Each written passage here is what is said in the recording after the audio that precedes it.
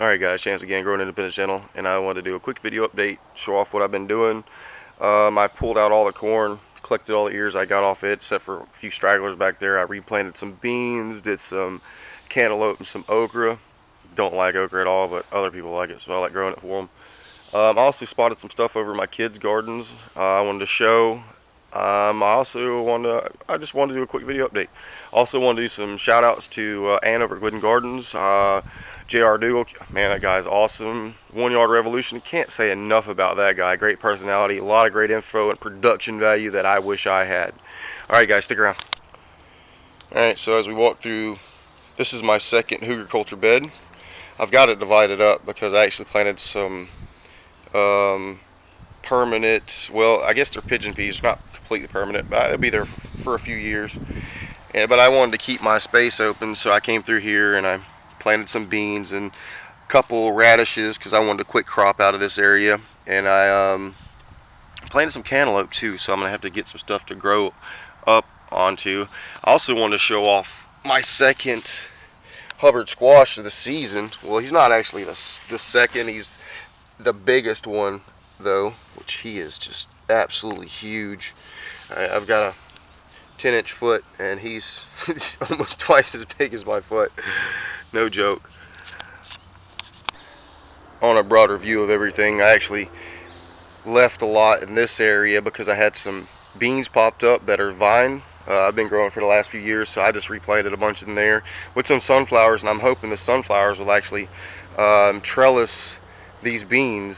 So we'll see what happens there. In my first Hubbard culture bed, I have 3. It's just a mess. It is absolutely a mess. I need to do something with it, but I've got a lot of really big tomatoes in there that I want to get something out of this bed.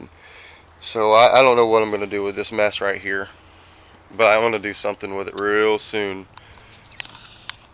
And this is another one of my Hubbard squash I want to keep an eye on and just watch how big it gets over time.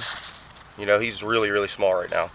But as we come up, we see my sweet potato beds and my other squash plants that I've learned that squash borer vine resistant plants are still susceptible.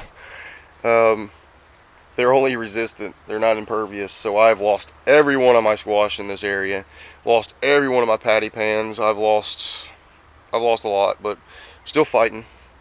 But last but not least and most exciting, I come over here. This is my son Jacob's bed. He's got some cherry tomatoes in here. He's got a lot of cabbage that I just can't wait to have. He's got some beans that I put in here because I noticed he didn't have all his room taken up. But as I come in here this morning, I look right here and I find a little yellow flower. These little yellow flowers are what's going to make my peanuts. From my understanding, which this is my first experience, but I've done some research and reading, this is a bush style peanut, so these will actually plug into the ground and make peanuts later. So it'll push itself into the ground, touch the ground, and the peanuts will grow off the end of this after the flower dies. So we'll see what happens. Alright guys, this is Chance again, Growing Independent channel, reminding you, you are never too young, it is never too early, and today is a great day to grow independent.